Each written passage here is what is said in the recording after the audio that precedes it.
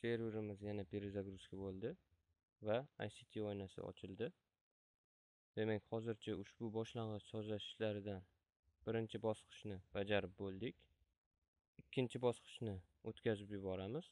Chunki bu mashg'ulotimizda bizga update'larning keragi yo'q. Uchinchi bosqichga o'tamiz va add rows'ni bosamiz.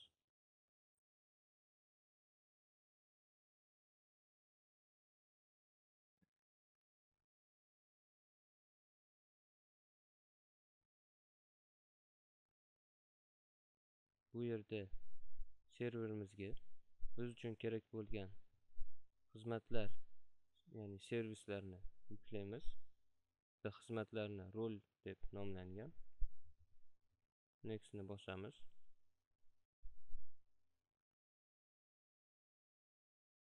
Bu yerdagi xizmatlarni, ya'ni rollarni ko'plari oldingi Windows Server 2003 operatsion tizimidagilarni xuddi o'zi. Oldingi xizmatlardan tashqari bir qancha yangilari ham bor. Ko'rib turganingizdek, xizmatlarni qo'shish Wizard orqali amalga oshiriladi. Bu serverni domain kontroller qilib sozlamoqchimiz. Shuning uchun Active Directory Domain Services'ni tanlaymiz.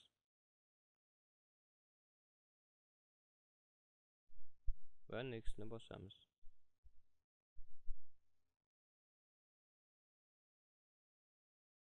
Bu yerda qo'shimcha ma'lumotlar keltirilmoqda. Xohlasangiz ushbu linklarni ochib, ular bilan tanishib chiqing. Next'ni bosamiz.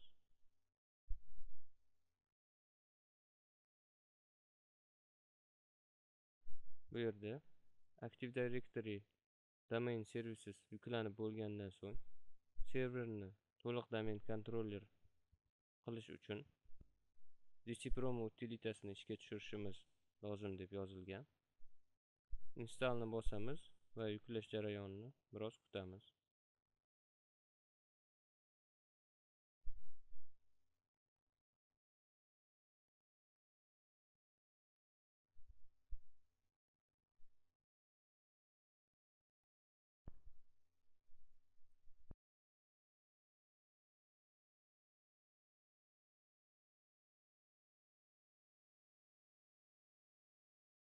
Demak, Active Directory Domain Services xizmati yuklandi. Endi ushbu linkni bosib, serverimizda domain kontroller xizmatini sozlashni boshlaymiz. Shunda hammamizga tanish bo'lgan o'sha DCPromo utilitasi yoqiladi. DCPromo utilitasi ishga tushdi. Bu yerda Next'ni bosamiz.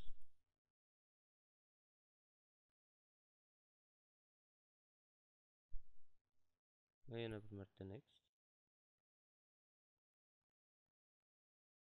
Bu mashg'ulotimizda biz yangi o'rmonda yangi domain tuzyapmiz. Shuning uchun Create a new domain in a new forest ni tanlab Next'ni bosamiz.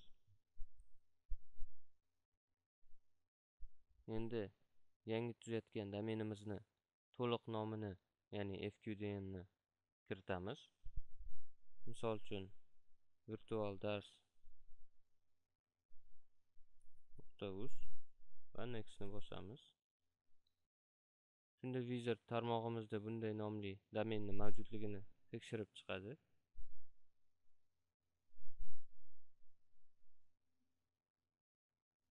Yangi o'rmonimizni funksional darajasini belgilashimiz so'ralmoqda.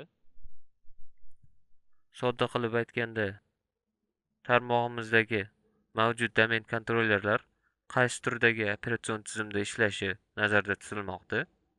Bu yerdan Windows Server 2008 ni tanlaymiz. Chunki biz mutlaqo yangi o'rmon va yangi domain tuzyapmiz. Lekin agar ushbu tuzayotgan yangi o'rmonimizga keyinroq boshqa domain kontroller qo'shmoqchi bo'lsak, u faqatgina Server 2008 operatsion tizimda ishlovchi kontroller bo'lishi lozim. Next'ni bosamiz.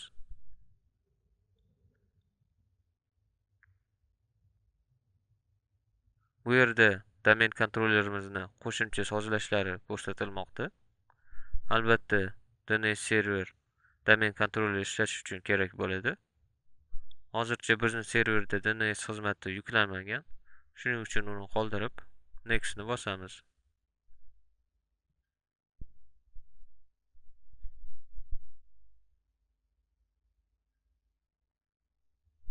DNS server sozlanmaganligi sababli ushbu ogohlantirish oynasi ochildi. Shuning uchun DNS serverni domenimiz uchun avtomatik tarzda sozlab berilishi uchun Yes ni bosamiz. Bu yerda Active Directory ma'lumotlar bazasi, log fayllar va sysvol papkalarini joylashishi ko'rsatilmoqda. Bularni shundayligicha qoldirib, Next ni bosamiz. Bu yerda Restore mode uchun parol kiritishimiz kerak. Bu domenimiz bilan qandaydir nosozlik yuz berganda serverga Active Directory Restore mode tartibida shu kiritilgan parol bilan kirib, domenimizni qayta sozlab olishimiz mumkin bo'ladi. Parol kiritamiz.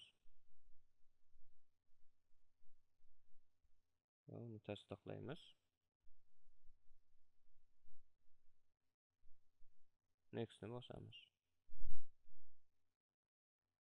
Wizardimizni bizga beradigan savollar tugab, biz kiritgan ma'lumotlarni ko'rsatmoqda.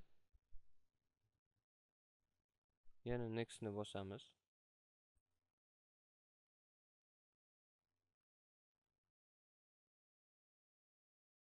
Yangi domen yaratilishi boshlandi. Bu ancha vaqt davom etadi va oxirida serverni перезагрузка qilish talab etiladi. Men hozir videoni pauza qilib turaman. Darsimizni перезагрузкаdan so'ng davom ettiramiz.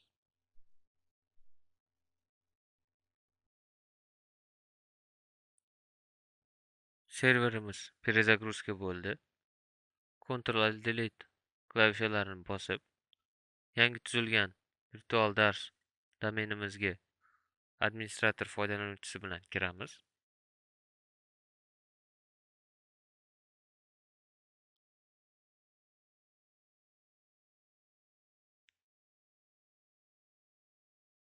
Hozir serverimizda Active Directory va DNS server xizmatlari yuklab bo'lindi. Serverda yana ozgina sozlash ishlari qoldi.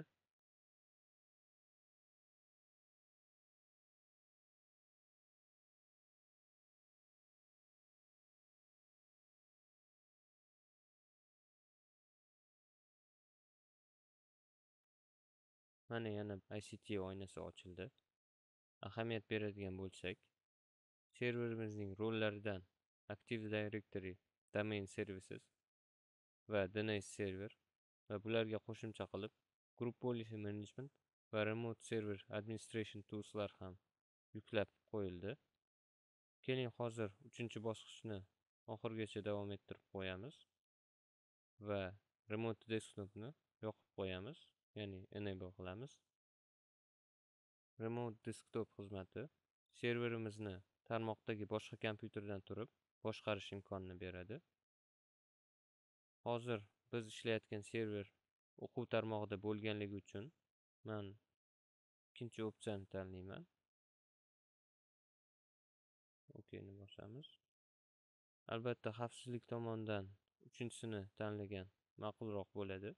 Select Users ni tanlab